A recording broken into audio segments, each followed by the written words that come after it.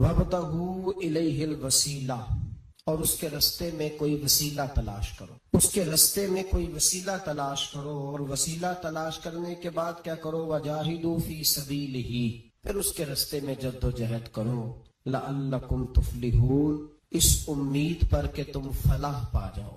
تین باتیں اللہ تبارک و تعالی نے کامیابی کے لیے ارشاد فرمائی۔ پھر سنیے، سورۃ المائدہ ہے، آیت نمبر 35 ہے، چھٹا پارہ۔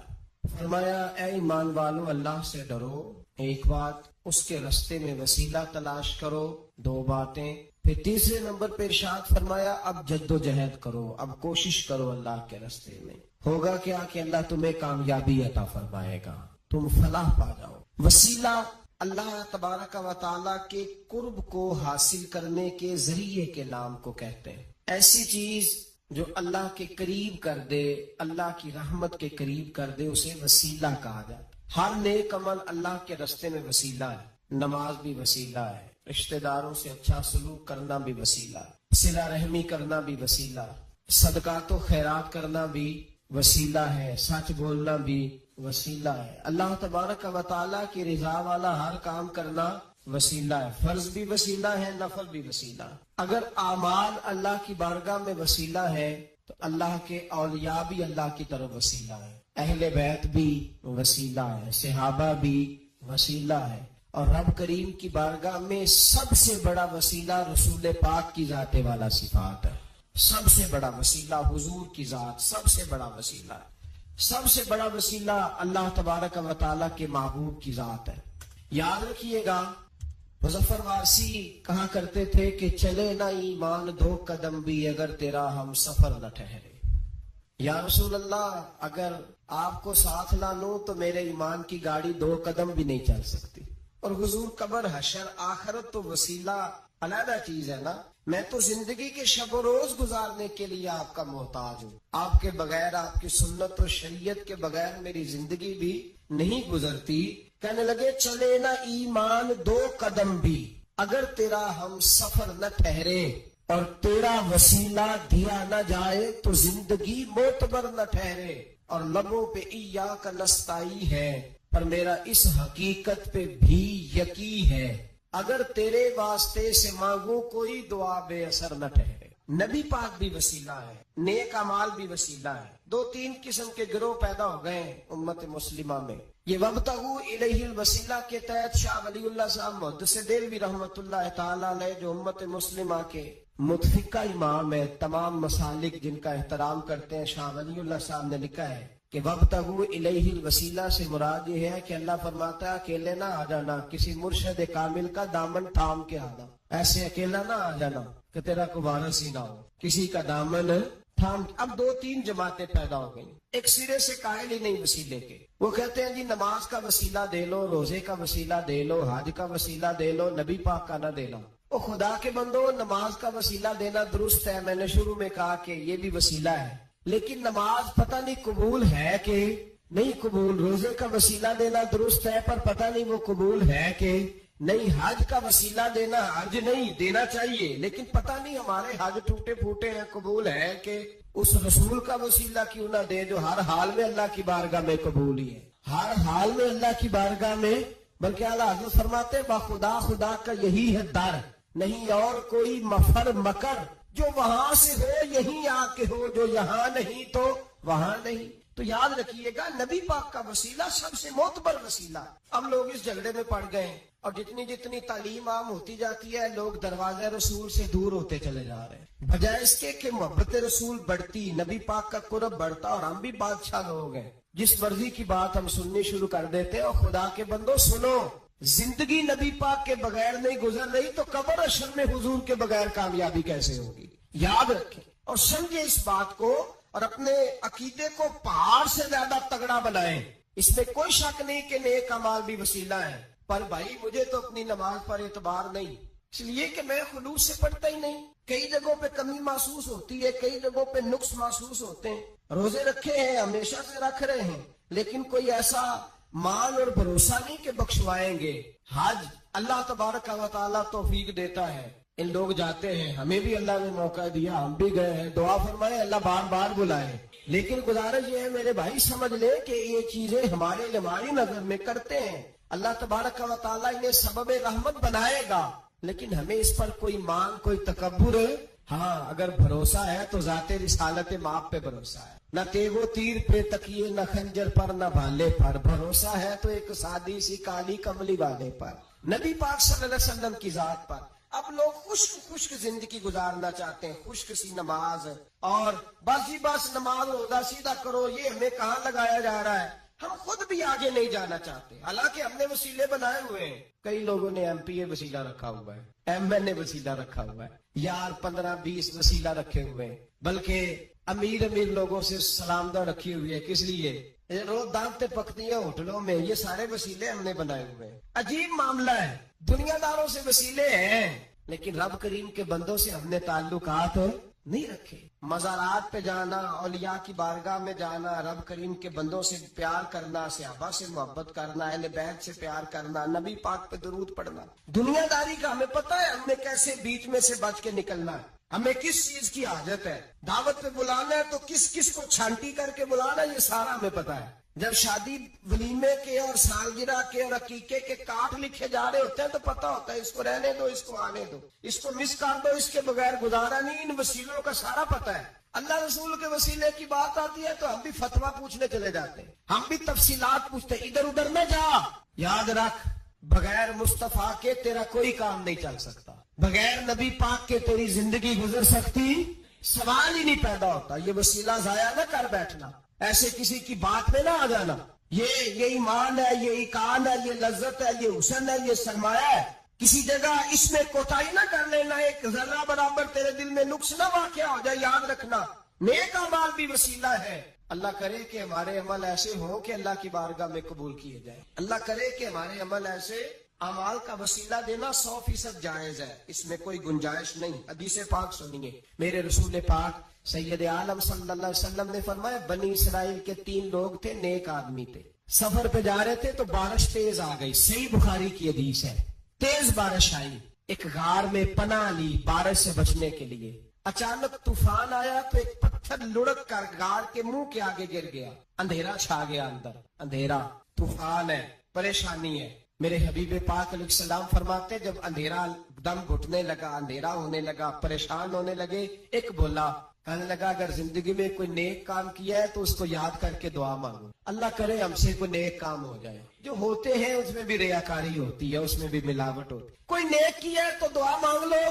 ایک نے ہاتھ اٹھائے اور دعا کیسے مانگی, اللہ اکبر, عرض کرنے لگا اے اللہ تو جانتا ہے میں نے بکریاں رکھی ہیں, میں دودھ دھو کے بیچتا ہوں, میرے بیٹے بھی ہیں, بیٹیاں بھی ہیں, اولاد بھی ہے, اور میرے پاس لوگ دودھ خریدنے بھی آیا کرتے تھے, اور اللہ میرے بوڑھے ماں باپ ہیں. میں نے اپنی زندگی کا طریقہ بنایا ہے, جب تک ابا جی دودھ نہیں پیئیں گے کسی کو نہیں ملے گا, جب تک میری بوڑھی ماں کے لبوں سے دودھ نہیں لگے گا کسی کو نہیں ملے گا. اے اللہ وہ رات بھی تو جانتا ہوگا جب میں دیر سے آیا, دودھ دھویا تو ماں باپ سو چکے تھے. عرش کے مالک تو بھولا نہیں کرتا, تو بھولنے سے پاک ہے. میرے رب میں دودھ کا پیالہ لے کے ساری رات کھڑا رہا ماں باپ کے سرانے, نہ میں نے دودھ بیچا, نہ میں نے بچوں کو دیا. آدھی رات کے بعد ان کی آنکھ کھلی, انہوں نے دودھ پیا. اے اللہ میری اماں بھی مجھ سے بڑی راضی ہوئی, میرا باپ بھی بڑا راضی ہوا. مالک اگر وہ عمل واقعی تجھے قبول ہے تو اس مصیبت سے نجات دے دے. میرے نبی پاک علیہ السلام فرماتے اس نے یہ وسیلہ دے کے دعا مانگی تو اللہ نے پتھر سرکا دیا. پہلے روشنی نہیں آ رہی تھی, اب روشنی آنی شروع ہو گئی. پتہ چلا جو زندگی میں روشنی چاہتا ہے وہ ماں باپ کی نوکری کرے, جو زندگی میں روشنی چاہتا ہے وہ ماں باپ کی بلے شاہ تو آسمانی اڈدیاں پھڑنا ہے, اور جڑا گھر بیٹھا انہوں پھڑیا ہی نہیں. ان کی نوکری کرو روشنی ملے گی. دوسرا بولا, اس نے کہا اے اللہ تجھے پتہ ہے میں نے کئی لوگ مزدوری پہ رکھے ہوئے ہیں. ایک شخص مزدوری کرتا تھا تو کچھ کلو, کچھ سیر, کچھ چاول اس کی مزدوری بنے. مثال دے کے سمجھاتا ہوں, 10,000 کے چاول اس کی مزدوری بن گئے. میں نے اس کو کہا مزدوری لے لے تو وہ ناراض ہو کے چلا گیا ناراض ہو کے. لیکن اے اللہ میں نے اس کا مال کھایا نہیں, میں نے مزدور کا حق رکھا نہیں. اے اللہ میں نے 10,000 علیحدہ کر دیا. وہ چاولوں کی قیمت میں نے علیحدہ کر دی. جب میں کاروبار کرتا تو میں نے اس کا پیسہ انویسٹ کر لیا. پھر اس پیسے سے میں کماتا رہا. ایک وقت آیا کہ زمانے بیت گئے. وہ 10,000 10 لاکھ یا یوں سمجھ لے 10 کروڑ ہو گیا. کئی گائیں, کئی اونٹ, کئی پلاٹ آ گئے. اے اللہ, کئی زمانے کے بعد وہ مزدور لوٹا اور کہنے لگا صاحب میں غریب ہو گیا ہوں, تنگ دستی آ گئی ہے, بوڑھا ہو گیا ہوں, میرے پیسے تو دے دیں. تم اے اللہ میں بے ایمان نہیں ہوا, ایک رتی برابر بھی میرے دل میں میل نہیں آئی. میں نے کہا یہ اتنی درجن گائیں تیری, یہ اونٹ تیرے, یہ پلاٹ تیرے. وہ کہنے لگا تو مجھ سے مذاق کرتا ہے, میرے تو تھوڑے سے چاول تھے, یوں سمجھ لے 10,000 کا, اتنا کچھ. میں نے کہا وہ تیرے پیسے تو ناراض ہو کے چلا گیا, میں نے ڈھونڈا تو ملا نہیں. وہ تیرے پیسے میں نے انویسٹ کیے تو آج یہ سارا سرمایہ اسی کا ہے. اے اللہ وہ بوڑھا مزدور جب اتنی گائیں ملی, اتنے اونٹ ملے, اتنے اسے پلاٹ ملے تو وہ روتا دعائیں دیتا گیا. اے اللہ اگر تجھے میرا وہ عمل قابل قبول ہے تو اس مصیبت سے نجات عطا فرما. میرے نبی پاک سید عالم صلی اللہ علیہ وسلم فرماتے پتھر تھوڑا اور ہٹ گیا. اب تیسرا بولا عمل کا وسیلہ دے کے, او بھائی کوئی عمل بچا کے رکھ, کچھ کر لے, کچھ زندگی میں اکٹھا کر لے. کوئی تو ایسا عمل ہو جب قیامت آئے تو مصیبت سے بچ سکے, تو قبر میں مصیبت سے بچ سکے, تو دنیا میں مصیبت سے بچ سکے. میرے رسول پاک سید عالم صلی اللہ علیہ وسلم فرماتے تیسرا بولا, کہنے لگا اے اللہ تو جانتا ہے میں جوان, میں رانا, میں حسین, مجھے عورتیں دعوت دیتی تھی, اپنی طرف مائل کرتی تھی, لیکن میں کسی پر نہ دیکھتا. بس ایک چچا کی بیٹی پہ میں عاشق ہو گیا, اس کے میں قریب جانے لگا, بلانے لگا. 100 دینار بھی اکٹھے کیے اس کو دینے کے لیے. ایک ایسا وقت آیا کہ وہ راضی بھی ہو گئی. اے اللہ تنہائی بھی آ گئی. یوں سمجھ لو کہ میں جوان بھی, حسین بھی, مالدار بھی, میں چاہوں تو ایک ایک دن میں 4 دفعہ میں بدکاری کر سکتا تھا. اے اللہ ساری خوبیاں تھی. وہ بی بی میرے پاس آئی, کمرہ, تنہائی, کوئی دیکھنے والا نہیں تھا. جب میں اس کے قریب جانے لگا تو وہ عورت کہنے لگی تو رب سے ڈر جا, رب سے ڈر جا, رب سے ڈر جا. اے اللہ طاقت بھی, جوانی بھی, حسن بھی, مال بھی, میں سب کچھ کر سکتا تھا پر تیری لیے. اور اگر مسلمان ہوگا تو کہے گا اے اللہ تیرے رسول کے لیے. اے اللہ مدینے والے چاند کی بات مان کے, اے اللہ آمینہ کے معصوم کی بات مان کے, اے اللہ جناب فاطمہ الزہرا کے ابا کی بات مان کے میں نے اپنے نفس کی خواہش کو کچلا اور کچل کر کے میں نے وہ گناہ نہیں کیا, اس کو آزاد کر دیا. اگر وہ عمل تیری بارگاہ میں قبول ہے تو نجات دے دے. میرے نبی پاک فرماتے ہیں بس دعا ختم ہوئی تو اللہ نے پہاڑ دور پھینک دیا, اللہ نے نجات دے دی. اللہ کرے میری ملت کے جوان کو بھی یہ نیکی نصیب ہو جائے. اللہ کرے ماں باپ کی خدمت کرنے والے بن جائے. اللہ کرے ہم مزدوروں کا حق دینے والے بن جائیں. اللہ کرے ہم بے ایمانی, دھوکے بازی کو چھوڑ دیں. اگر کوئی ایسا عمل ہوگا تو اللہ دنیا میں بھی نجات دے گا مشکلوں سے, قبر میں بھی اللہ نجات عطا فرمائے گا, قیامت میں بھی اللہ. عمل کا وسیلہ دینا رب کی بارگاہ میں جائز ہے. بولیے اللہ کے ناموں کا وسیلہ دینا جائز ہے. کوئی بھی عبادت اگر خلوص کے ساتھ کی جائے, میرے نبی پاک نے فرمایا فرض نماز پڑھ کے تو جو دعا بھی مانگے گا رب تیری قبول فرما لے گا. فرض نماز پڑھ کے جو 2 دعا بھی مانگے گا اللہ تیری, اس کا مطلب ہے اعمال کی برکت سے اللہ دعائیں قبول کرتا ہے. اللہ دعائیں قبول, بس پھر وہی دعا کرتا ہوں اللہ ہمیں خلوص والے عمل کی توفیق عطا فرمائے. اچھا اگر یہ والا وسیلہ جائز ہے تو بتائیے نبی پاک کا وسیلہ جائز نہیں؟ عمل میں تو کوئی کوتاہی ہو سکتی ہے لیکن حضور کی وجاہت میں کوئی کوتاہی ہو سکتی, نبی پاک کی رحمت میں کوئی کمی ہو سکتی. ادھر سنو ایک پہلو ذرا گہرائی سے, ایک بات عقیدے کی اس کو یاد رکھنا. اللہ کو کوئی بندہ نا مجبور نہیں کر سکتا کہ ہم نے نبی پاک کو لا کے کھڑا کر دیا ہے تو اللہ مجبور نہیں ہو گیا. یہ سمجھ لے, اللہ مجبور, ایک مجبور ہوتا ہے, ایک پیار ہوتا ہے. ان دونوں چیزوں میں اللہ کو اپنے رسول سے پیار ہے. نبی پاک فرماتے ہیں میں دعا کرنے گیا, اے اللہ میری امت پہ قحط نہ آئے. اللہ نے فرمایا ابھی نہیں آئے گا. اے اللہ میری امت کے چہرے نہ بدلیں, گناہ کرے تو مسخ نہ ہو, ابھی نہیں بدلیں گے. حضور فرماتے ہیں میں نے ہاتھ اٹھایا کہ اللہ یہ آپس میں لڑے نہ. توجہ کرنا جملوں پہ, اے اللہ یہ آپس میں لڑے نہ. اللہ یوں بھی کہہ سکتا تھا ابھی یہ نہیں قبول کرنی دعا. اللہ بے نیاز ہے نا, چاہے قبول کرے اور چاہے, توجہ کرو, غور کرو بات پہ, اللہ چاہے تو قبول کرے, چاہے تو. اے اللہ میری امت لڑے نہ, تو یہ نہیں فرمایا حبیب قبول نہیں کرتا، کہ محبوب یہ دعا مجھ سے مانگ ہی نہ، اے حبیب تو دعا مانگ، تو مانگے میں قبول نہ کروں، یہ ہو نہیں سکتا، اس طرح کر یہ دعا مجھ سے۔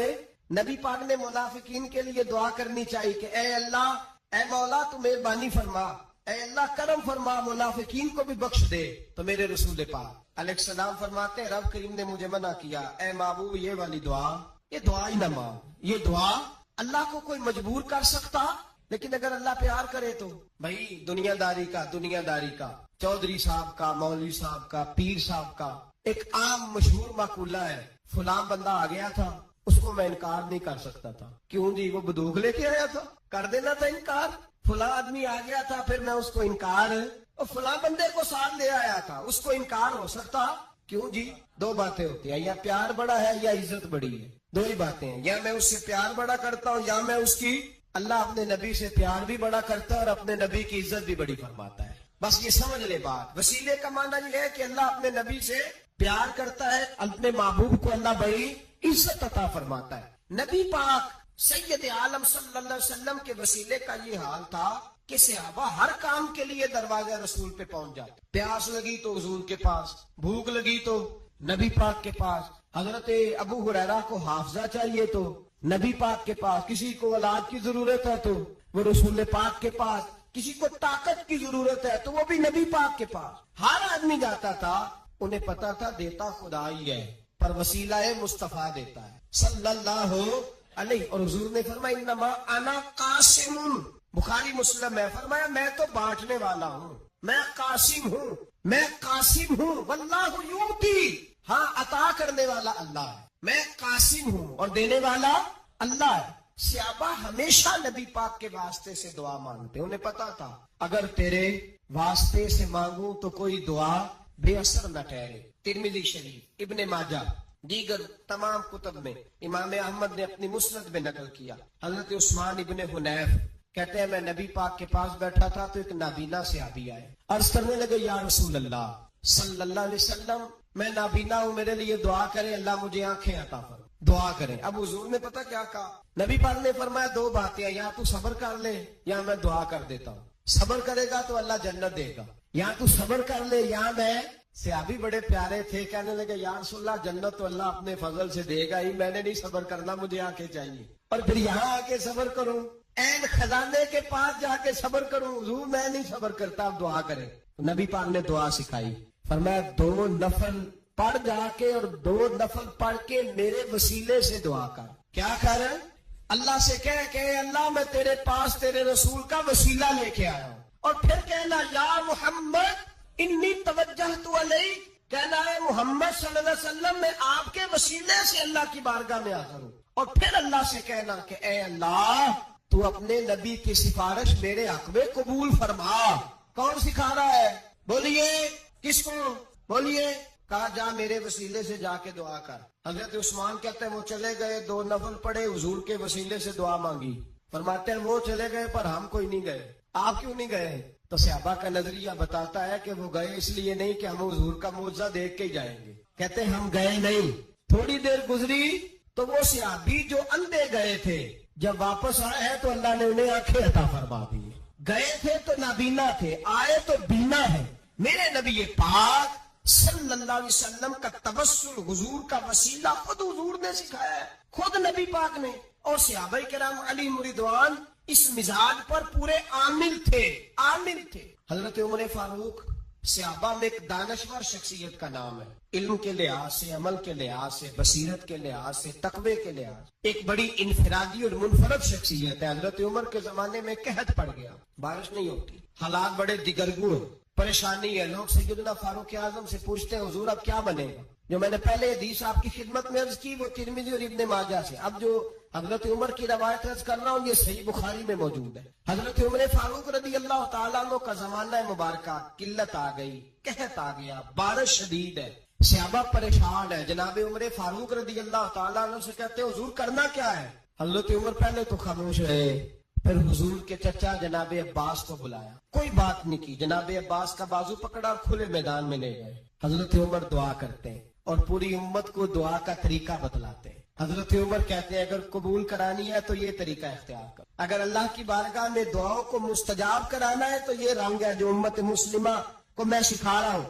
حضرت عمر نے جناب سیدنا عباس رضی اللہ تعالیٰ عنہ کو کھڑا کیا سامنے، دعا فرمائی، اللہم انا نتوسل الیک بنبیک، اے اللہ ہم تیری بارگاہ میں تیرے نبی کے وسیلے سے دعا کرتے ہیں، فتسقینا، ہمیں بارش عطا فرما، ہمیں کس کے وسیلے سے؟ حضور، اور پھر کہا اللہم انا نتوسلک بام نبیک، اے اللہ ہم نے اپنے نبی کے چچا کے وسیلے سے بارش عطا فرما، اے اللہ ہمیں اپنے رسول کے چچا کے وسیلے سے، حضرت عباس کے وسیلے سے بارش دے۔ صحابہ کہتے ہیں جب ہم گئے تھے دعا مانگنے تو خشک سالی تھی، اور جب گھروں کو آ رہے تھے تو ہمارے کپڑے بارش سے بھیگ چکے تھے۔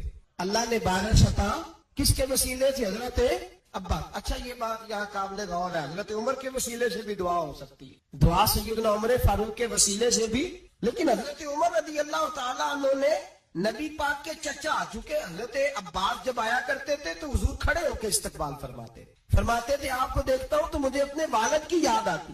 حضرت سیدنا عمر نے بتلایا کہ میں اس کو لے کے جا رہا ہوں جو نبی پاک کے زیادہ قریب، جو حضور کے زیادہ قریب ہے، ان کے وسیلے سے دعا فرمائی۔ امت کو کیا درس دیا؟ فرمایا جو بھی حضور کے قریب ہو اس کے وسیلے سے دعا کرو، اللہ تمہیں آسانیاں نصیب فرمائے گا۔ اب ہمارا حال یہ ہے، انتشار ہے، اختلاف شک کی شک ہے، پریشانی واضح حدیثیں موجود ہے۔